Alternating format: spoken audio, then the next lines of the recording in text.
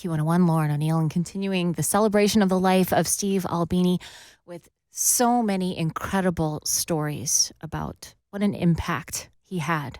So happy to welcome Paige Hamilton of Helmet. You there?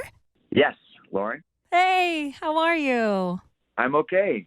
How are you? I'm good. Good. We're all just kind of, I guess, Shock? Yeah, just trying to take it in and make sense. Just something that... It doesn't. It's just bizarre. I lost a very dear friend, Angela McCluskey from Wild Colonials, before tour. She's born the same year as me, beautiful singer. She's the one that got me back into jazz, got 25 years ago. And then Steve, who's 3 years younger than I am. Just weird, man. I can't wrap my head around it. It's just crazy, right? Yeah, kind of brings you back down to earth and reminds you of our mortality. 100%. Yeah, that's I've just been saying to everyone today. We know that there's an end, but when your peers, people you worked with for a million years pass, it's just I don't know, it's tough. Yeah. Would you like to share any stories about Steve Albini? Steve and I, there's a million. We toured together in 1988 for the first time. When I was in a band of Susans, and he had the band with Sims and Ray Washam, Rape Man. We did Europe and the U.S. together. I'm one of the few people that ever got to see Steve under the influence of vodka. And it was hilarious. I kept calling him Franz Kafka because, he's got those glasses and he had that cap on. And I just remember seeing him drunk, and I understand why he stopped drinking because it was pretty crazy. But after I got to know him in band Susan's touring together, and I was a huge Big Black fan, and loved Rape Man. They were amazing. I mean, just every night.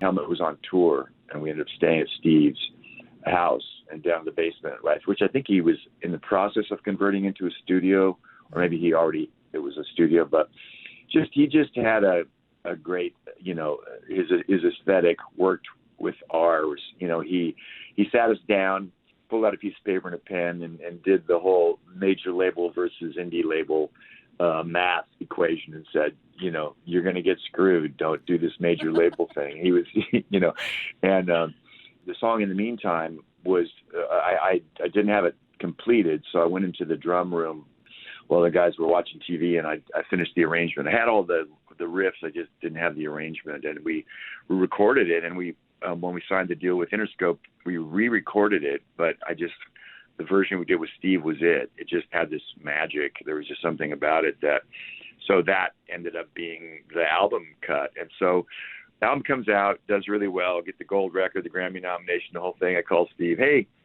I got this Grammy medal thing, certificate and all this, and this gold record for you. He's like, that's all right. Just hang on to it.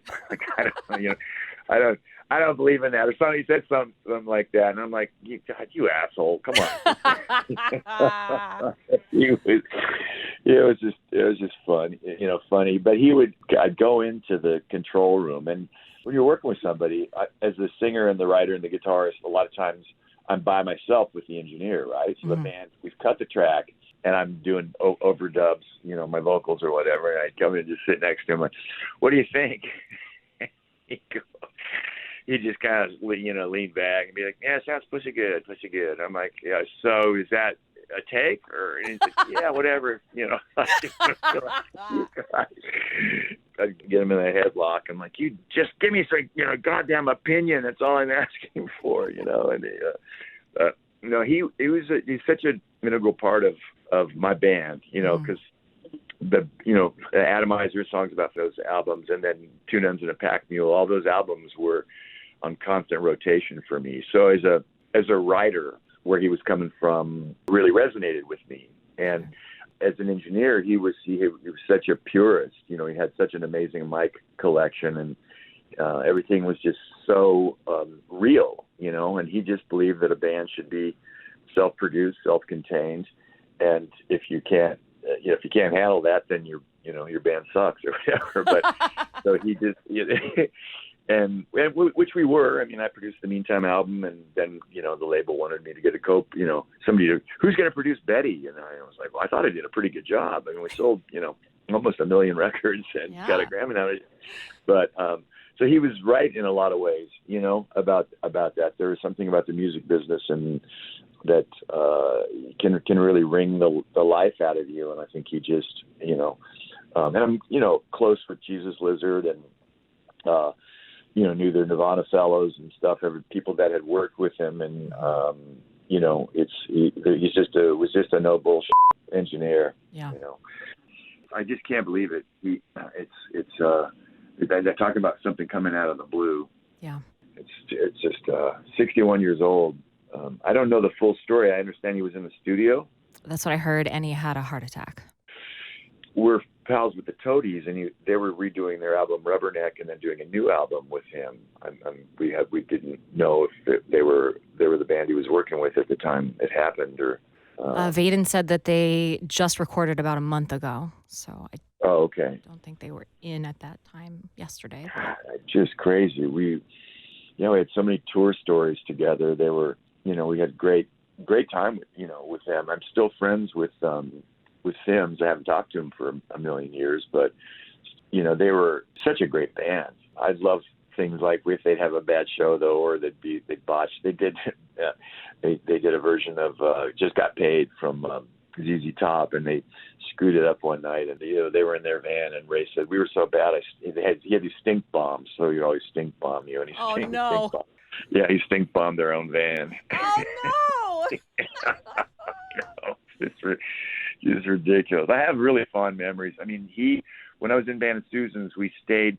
I cannot remember the name of the band. I want to say AC something, a Blast First band, because Band Susans was on Blast First, and I was sleeping on the couch in their living room or something, and Steve was on the floor next to our bassist Susan Stenger, who's a lovely human being, and they were, I told you that's one of the rare instances where Steve had consumed alcohol.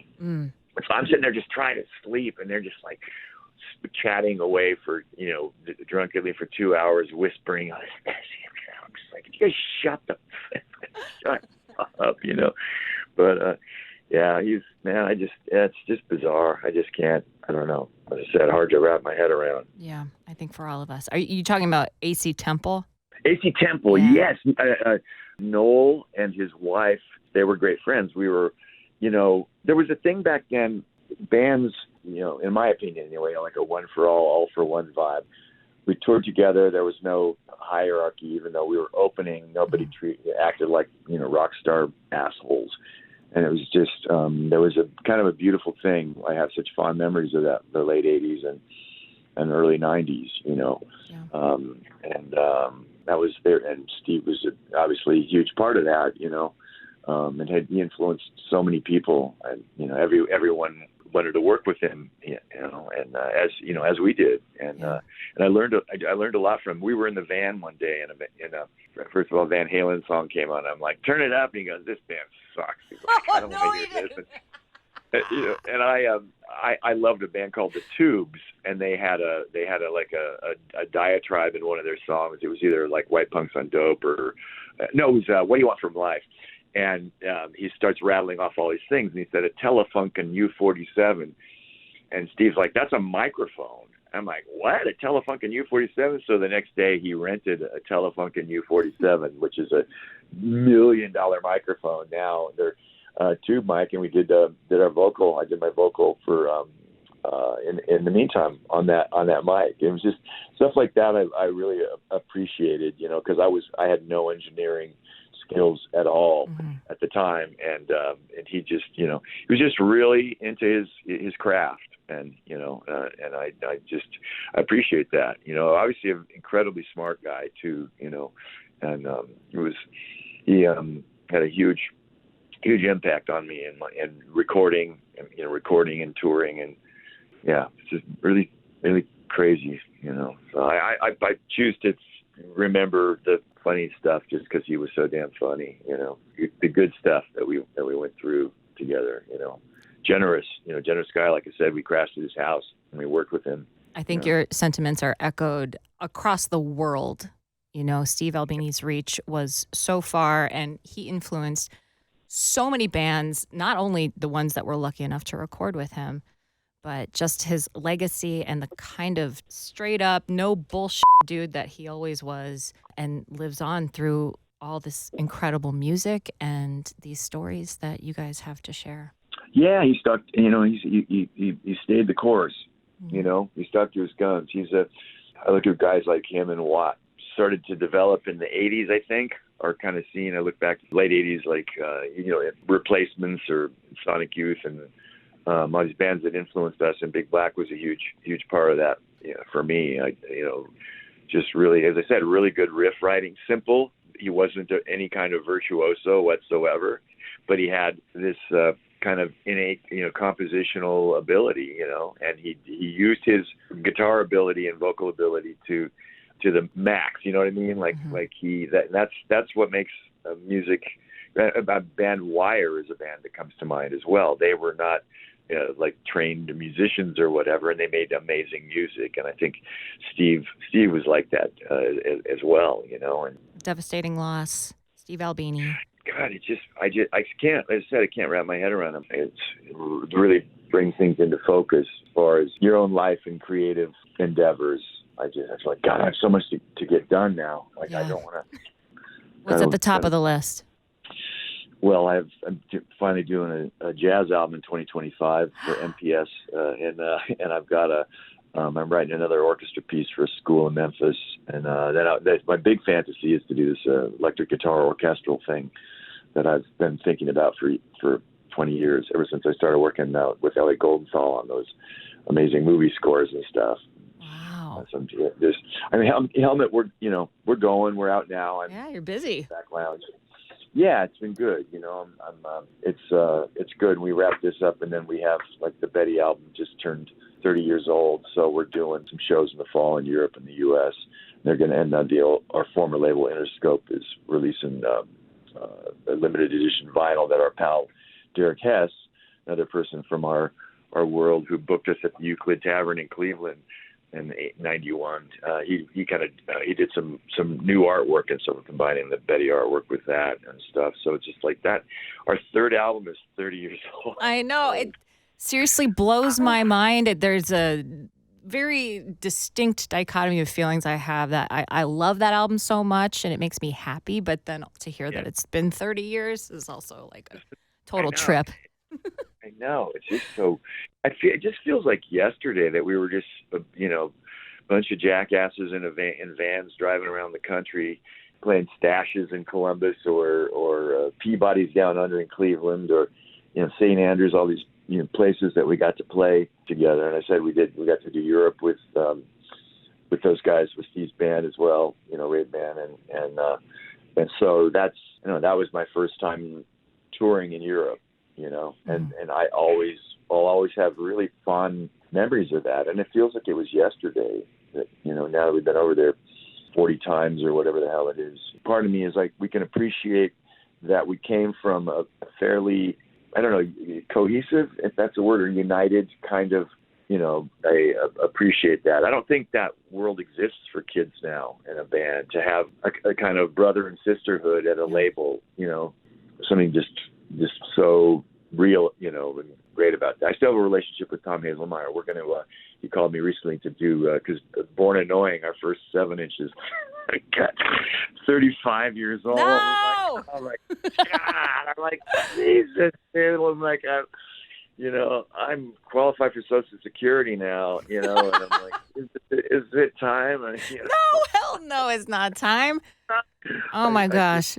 For anyone that was at the Bottom Lounge just a couple weeks ago when Helmet was there, I mean, I feel like our faces are still melted off on the floor of the Bottom Lounge. Yeah. Just left them there. Yeah, that was show 2 or 3 or something. I think we started in Detroit and Chicago, which is incredibly appropriate because they've always been 2 of the greatest cities to play our music in. And we've played so many different clubs in both places. We drove from Omaha overnight, the Melvins and Helmet, 7 guys in one van, played Columbia College at a noon lunch thing. I remember Crover hammering nails into their gorgeous brand new student union stage to keep his kick drum from moving. And then Yeah, and then we packed it up and went over to I want to say the Edge of the Looking Glass, or something like that, a club that doesn't exist anymore. And we played a night show.